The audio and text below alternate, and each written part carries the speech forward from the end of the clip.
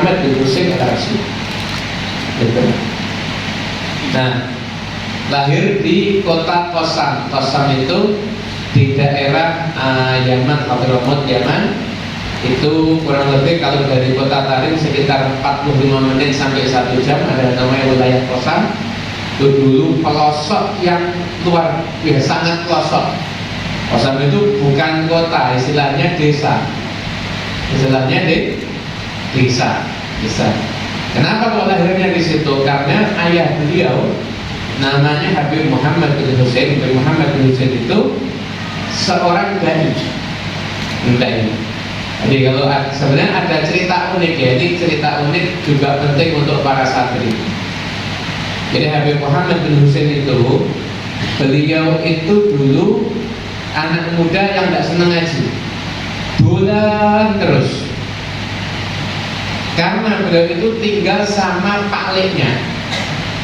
Sering tinggal sama pakliknya ngumpet tiga anak kok dolan bae, wis ben tanggung jawab dirapeki. Karena kalau dinikahkan insya Allah nanti jadinya kan udah mau mikir cari nafkah dan lain sebagainya. Jadi kalau ada anak suka main, solusinya gimana?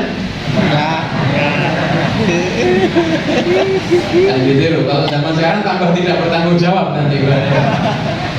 Zaman itu sekalipun suka main tapi masih soleh ya, jadi dikawinkan aja.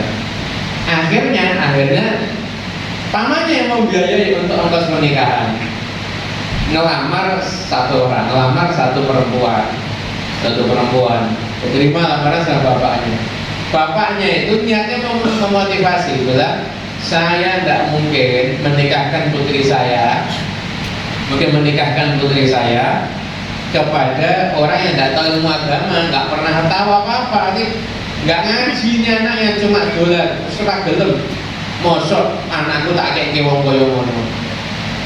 Nah, karena lamaran ditolak, langsung ngomong sama Pak Ling. Jadi lamaran ditolak itu ada hikmahnya juga ya. Ada hikmah juga. Jadi kalau Anda lamaran nanti pas ngelamar ditolak, jangan khawatir, ulama juga pernah ditolak lamarannya. Jadi Anda mungkin jatahnya ngikuti ulama yang ditolak lamarannya, bukannya diterima lamarannya. Ditolak lamarannya, akhirnya kan dihina kan, tapi orang itu meresponnya benar. Ya Allah, saya dibilang orang tidak tahu apa-apa. Bilang sama Pak Lenya, Pak Le, aku dosa dinikahkan. Ongkos yang buat nikahkan saya tak pakainya untuk saya ngaji. Ada ongkosnya dipakai ngaji, di kotanya ngaji, kita. Sampai sekian tahun beliau itu mengembara, cari ilmu, belajar dengan banyak ulama, pulang ke daerahnya buat pengajian. Buat pengajian alim. Orang datang. Termasuk yang ikut datang, yang nolak dulu. Itu ikut datang. Akhirnya yang nolak dulu kirim surat. Yang aku senang sama ilmu. Kamu ada waktu kapan? Saya pengen belajar privat ilmu nahwu sama kamu di kitab yang tinggi. Begitu terima surat dari yang pernah nolak dulu, ngomong sama Pak Leknya, gitu, saya nolak aku biar gitu. Itu suratnya itu. Ada Pak Leknya, jangan dijawab, saya yang mau jawab. Pak Leknya buat surat balas. Sekarang kan WA ya kan, dengan surat-suratan. Katanya anak ini tidak bisa apa-apa, kok kamu mau belajar sama dia? Jawabannya singkat tapi nyelekit. Itu bahasa zaman namanya jur ya. Singkat tapi nah, akhirnya dibaca sama calon mertua yang pernah dulu dibaca. Dulu kan saya betul, sekarang tidak tahu apa-apa. Kalau sekarang mau nikah sama putri saya, monggo pilih yang mana, ongkosnya saya yang bayar, terus saya keluarkan ongkos. Nah, jadi balas dendam terbaik adalah dengan Anda menjadi ulama. Ya. Tapi jangan jadi ulama, niatnya balas. Nah. Jadi ini cuma cerita penyemangat saja. Terus jenengan pernah tahu enggak? Akhirnya jadi nikah apa enggak? Enggak jadi. Dan jadi nikah sama putrinya luar itu enggak sampai jodoh akhirnya menikah. Nah, beliau tuh keliling dakwah terus. Nabi Muhammad ini punya guru yang nulis kitab Sulamut Taufik. Nah, itu Sulamut Taufik. Siapa nama mu'alifnya? Habib Abdullah bin Husain bin Tahir. Itu mu'alif kitab Sulamut Taufik. Orang alim, saleh, wali min awliyaillah. Wali min awliyaillah. Saya ceritakan manaqibnya satu-satu panjang nanti. Panjang itu harus ada garis khusus nanti ya. Nah itu Allah bisa Tahir ini saya ceritakan sekelumit aja. Beliau itu wiritannya itu la ilaha illallah cuma 25.000 kali sehari. Salawat sama Nabi 25.000 kali sehari. Ya Allah 25.000 kali sehari. Belum ngajarnya, belum dakwahnya, belum amalan-amalnya, belum nulis kitabnya. Itu wiritannya. Maka beliau setiap memasuk bulan Ramadan, kita biar tahu, jadi nanti baca kitab masuk tidak kenal sama pengarangnya kan lucu. Nanti tidak ada ta'alluq dengan kitabnya, tidak ada ta'alluq dengan kitabnya, gitu. Nah, ini beliau ini kalau bulan Ramadan nangis, untuk nangis. Kenapa?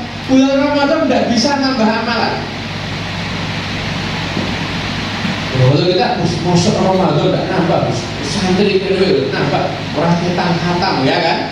Tidak bisa nambah itu karena 24 jam sudah full. Diisi dengan amal saleh. Kita waktu Husain Tahir punya murid Habib Muhammad bin Husain. Muhammad bin Husain itu keliling dakwah, manutnya sama gurunya itu luar biasa. Dakwah sini berangkat, dakwah situ berangkat, ke sini berangkat. Itu pernah disuruh dakwah sama gurunya. Ini baru perjalanan pulang, mau ketemu sama istrinya, di tengah jalan ketemu sama anaknya gurunya. Kata apa suruh ke daerah ini, di situ baru didakwai. Oh gitu. Bilang sama anak ibunya, kamu ke rumah saya istirahat, saya tak langsung jalan. Gurunya doakan, ya Allah, muridku ini luar biasa, anak-anaknya berkah semua jadi ulama. Akhirnya Habib Abdul Qasim Tahir ini punya anak namanya Habib Ali yang nulis Maulid Sumtutura. Dakwahnya pun juga luar biasa. Punya anak juga namanya Habib Husain bin Muhammad bin Husain yang merupakan mufti Haramain. Jadi Muhammad ini mufti Haramain. Di Haramain madzhab Syafi'i di zamannya. Punya anak Habib Husain itu juga mufti Haramain. Dan gurunya banyak ulama Nusantara. Jadi kalau Anda lihat di kitab Tasniful Asma karya Syekh Yasin bin Isa Al-Badani, di situ disebutkan Kiai Haji Hasyim Asy'ari ngaji dengan Habib Husain bin Muhammad bin Husain Al-Habsyi. Kalau Anda punya kitab Fawaidul Janiyah, kalau yang senang ilmu qawaid padahal santri harus senang sama ilmu qawaid.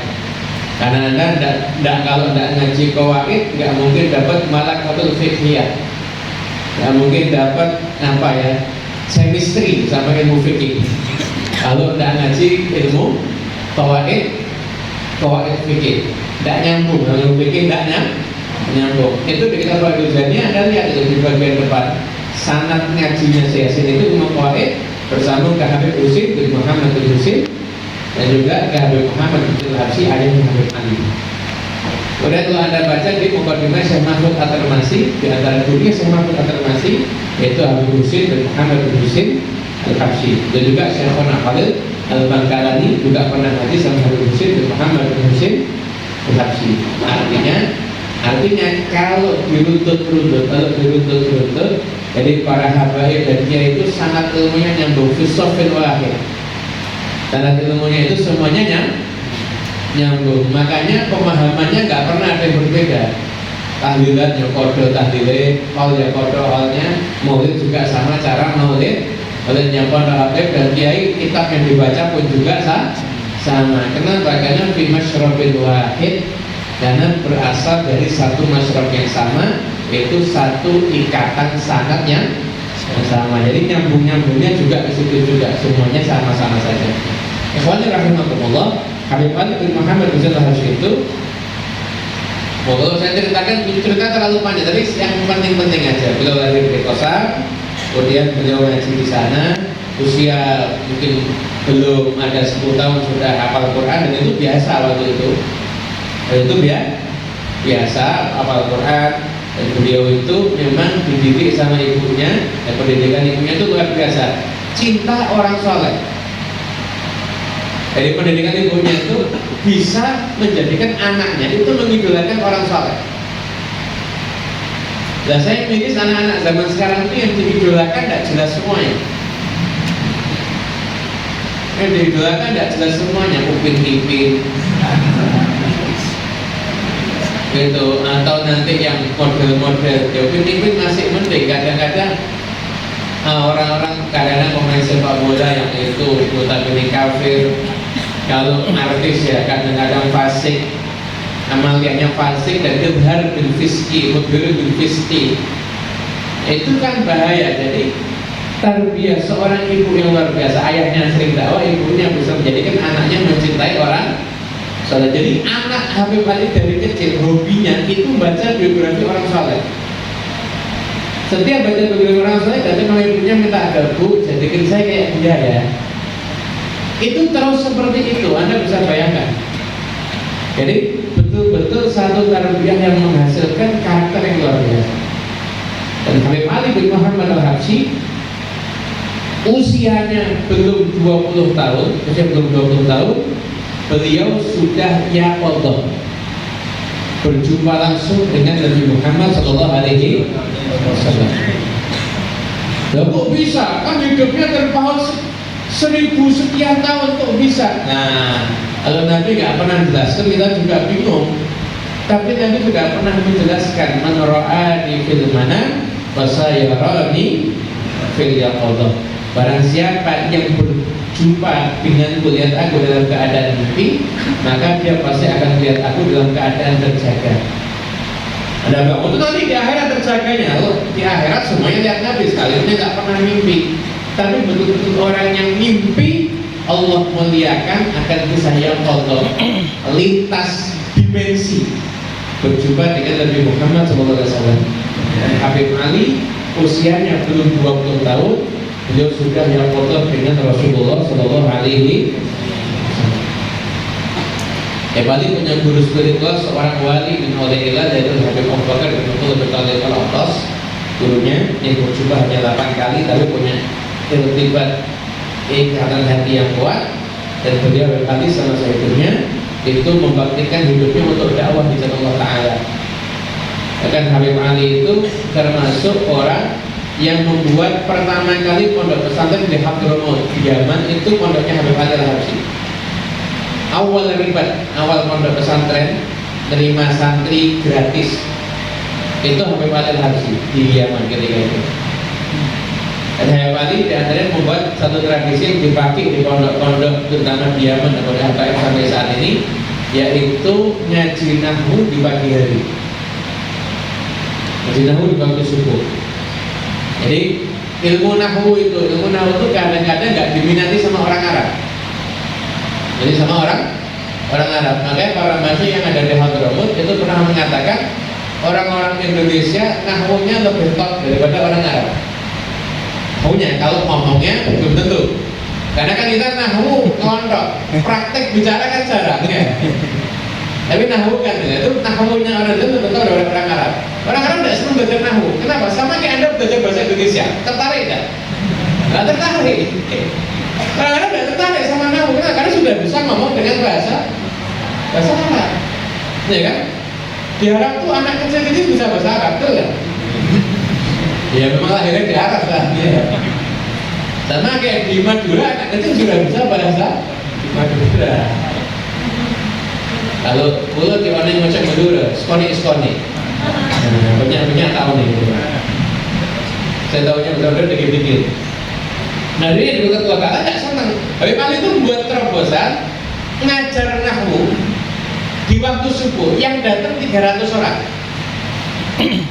nahu subuh, pengajian nahu subuh yang nanti 300 orang ketika itu. Teori Jawa Zaidun terus ngajar nahu. Nah, ketika itu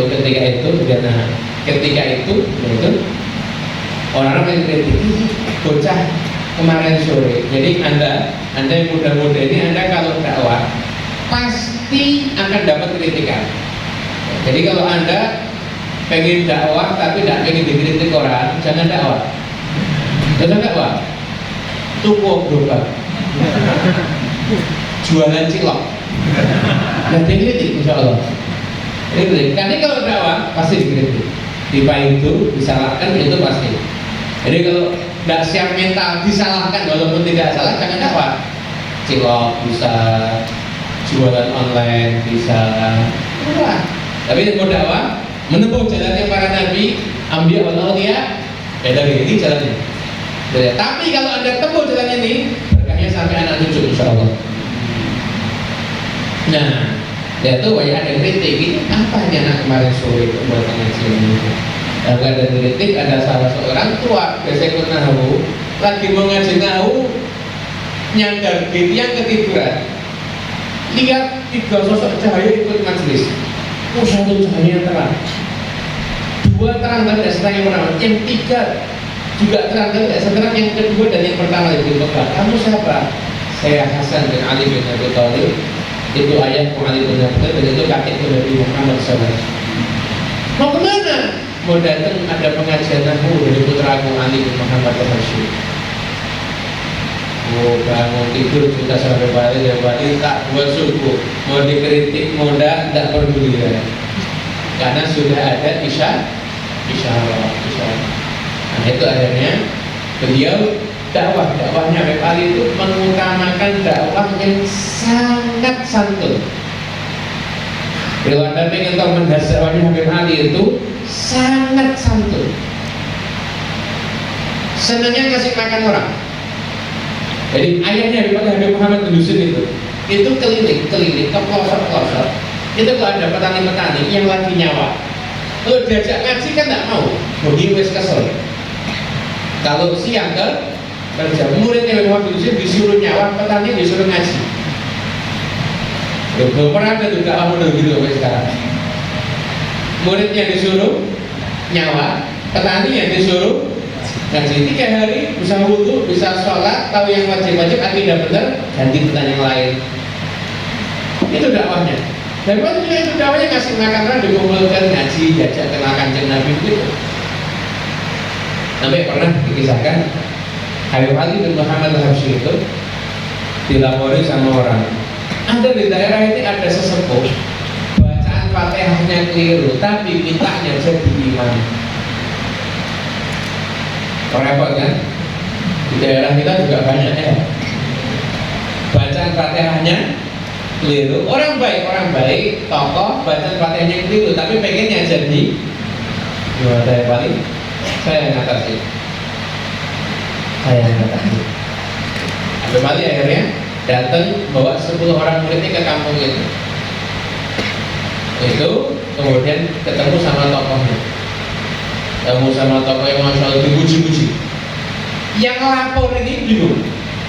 Kita kalau ngelereni jadi imam kok malah dilem. Ini yang Fatihah itu dipuji-puji, diumbulkan sampai hampir munggah langit. Kumpulnya itu sepeda cukup gitu. Buat dan dipuji-puji kata Habib Ali terakhir, saya sama santri-santri saya mau ambil berkah dari antum. Saya mau baca Fatihah di depan antum. Kalau salah nanti tolong dikoreksi. Jadi saya sudah pernah ngambil sanad Fatihah dari antum. Yang datang Habib Ali ini sama muridnya minta sanad Fatihah. Senang apa enggak dia? Senang. Habib Ali baca Fatihah pelan-pelan yang benar. 1 muridnya buat sampai total 11 orang baca Fatihah. Selanjutnya dia imami tidak pernah salah. Kenapa? Karena sudah dengar Fatihah yang benar 11 kali. Tidak pernah salah lagi dia. Kenapa? Karena sudah belajar Fatihah yang benar berapa kali dia mengulangi Fatihah? 11 sekali. Sekarang kalau gitu dakwanya tujuan tercapai tapi tidak ada yang tersakiti. Jadi ibaratnya nih, kata orang Jawa, corotnya mancing tua yang kena tapi bajunya tidak budak ya. Itu. Jadi kurang lebih begitu cara dakwah itu seperti itu hari ini. Damaikan orang yang berselisih. Orang yang berselisih itu kadang-kadang memang orang-orang Arab itu kadang-kadang bukan cuma sumbu pendek, hampir tidak ada sumbunya. Kan ada sumbu panjang, ada sumbu pendek. Ini tidak ada sumbu, biar langsung meledak. Jadi itu dulu saling bunuh antar suku itu biasa. Aku itu pernah datang ke satu kota, sudah hampir perang antar bunuh, saling bunuh satu antar suku. Paling datang didamaikan. Dan didamaikan dengan baik sampai akhirnya nggak pernah ada lagi kekacauan di kota itu. Ada itu dakwahnya sampai seperti itu. Seperti itu dakwahnya sampai mati gitu. Sampai itu seperti itu. Usia beliau 68 tahun. Jadi Habib Ali itu dari usia 40 tahun beliau buat acara maulid setiap Kamis terakhir Rabiul Awal. Setiap Kamis terakhir Rabiul Awal beliau buat acara maulid. Ketika itu belum ada maulid Syukuran. Waktu itu Habib Ali membacanya Maulid Ad-Dibai. Nah, Maulid Ad-Dibai itu terkenal di daerah Yaman karena Syabdur Rahman Ad-Dibai itu dari daerah Yaman bagian utara. Syabdur Rahman Ad-Dibai itu dari bagian Yaman bagian utara. Di situ Maulid Ad-Dibai itu terkenal. Waktu di Yaman, kali bacanya itu sampai akhirnya suatu hari beliau mendapatkan keinginan untuk untuk berkhidmat kepada Nabi dengan ada rangkaian ungkapan cinta dalam bentuk maulid. Putranya datang, kata putranya, sekarang saatnya buat maulid. Jadi maulid Syukuran ini bukan Habib Ali kayak nulis nanti ini keliru ya, dan tidak. Maulid Syukuran itu Habib Ali duduk baca. Alhamdulillahil qawiyyi sultana al-wadhihi burhana al-maqsudi fil wujudi karamuhu wa ihsanu. Itu baca sama anaknya sampai aliran sirnya itu berhenti. Alhamdulillah. Dari lama ada tadi, lanjutin ya, baca dulu sampai 3 kali majlis. Dewa itu mendiktikan lebih 3 kali majlis, jadilah satu kitab Maulid Syukuran. Dan satu kitab Maulid Syukuran itu selama 3 kali duduk berarti. Kali duduk. Pertama kali dibuat bulan Safar dan selesai itu di bulan Rabiul Awal. Sempat tadi baca tapi di kalangan murid-muridnya aja. Jadi belum dimasyhurkan. Karena orang-orang dulu itu selalu mencurigai dirinya. Wali itu selesai buat maulid, itu masih curiga sama dirinya. Ini maulid karena cintaku sama Nabi atau karena nafsu? Jangan-jangan saya cuma numpang tenar pengen buat maulid. Orang itu selalu mencurigai dirinya. Akhirnya beliau itu kemudian ada muridnya mau ziarah ke Madinah, dikasih salinan maulid, dibawa sama muridnya dari balik baca di depan makamnya Rasulullah SAW. Kita lihat, kalau memang ada sesuatu, ada isyarat dari masa Nabi SAW makbul, maka maulid akan diteruskan. Kalau tidak, ya udah selesai. Ada muridnya baca sampai di depan makam Nabi Muhammad SAW, baca maksudnya dari awal sampai akhir, tengah-tengah baca ketiduran.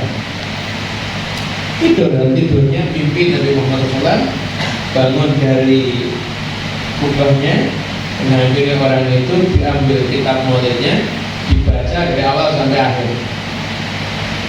Setelah itu sama Nabi SAW dikembalikan orang itu. Bangun tidur kaget, senang, langsung kirim surat sama Habib Ali dan setelah, dan ada beberapa peristiwa lagi juga yang seperti itu. Orang yang akhirnya dapat isyarat dari Nabi Muhammad SAW sampai akhirnya kitab Maulid itu akhirnya disebarkan oleh murid-murid Habib Ali. Kalau sampainya ke Indonesia Malaysia Kuduror, itu yang pertama kali membaca dari Muhammad adalah Habib Muhammad bin Idrus Al-Habsyi, Ampel Gubah, Surabaya, Surabaya itu Ampel Gubah itu pertama kali mempopulerkan di Indonesia. Karena dulu Habib Ali itu buat maulid Kamis akhir Rabiul Awal itu sempat yang datang puluhan ribu orang. Di Masjid Al-Haram dari segitu. Jumlahnya katakan sedikit saja. Jadi berarti 40.000 orang yang datang. Ada yang fitnah. Ini Ali Habsyi kalau kamu biarkan majlisnya bisa kudeta. Karena jumlah yang hadir sama jumlah seluruh tentara yang ada banyak jumlah yang hadir. Dalam itu bukan negara yang padat penduduk. Sekarang aja jumlahnya nggak begitu banyak. Orang perang sana tahu, bukan nggak begitu banyak. Di waktu itu 100 tahun lebih itu udah 40.000 yang datang. Dan semuanya dijamu sampai kendaraannya aja itu dikasih makan. Sama kayak orang datang sekarang buat pengajian Maulid Nabi yang datang dapat sama uang bensin. Oh berangkat, gitu loh gitu. Berangkat, masuk angin tetap berangkat soalnya. Udah mangkat insya Allah. Kenapa? Dapat uang? Nah itu sempat ada fitnah kalau Ali mau kudeta. Ali kirim surat ke muridnya Muhammad bin Idrus Al-Habsyi yang ada di Indonesia ketika itu buat maulid Kamis akhir Rabiul Awal seperti yang saya buat. Jadi kalau maulidnya Habib Ali itu terputus, tidak akan dilaksanakan lagi. Dakwah itu tidak terhenti karena sudah ada yang baca di Indonesia. Muhammad bin Idrus Al-Habsyi baca pindah-pindah seperti Indramayu, seperti Jakarta, seperti alun-alun Bogor. Terakhir beliau itu buat di Surabaya. Dari Surabaya, kemudian beliau itu sudah akan meninggal dunia. Karena beliau meninggal dunia itu dalam Rabiul Akhir. Rabiul itu mengatakan tahun depan di tempatnya Habib Ali bin Abdurrahman Al-Habsyi kita. Nah, orang-orang tahu, wah ini berarti mau meninggal ini.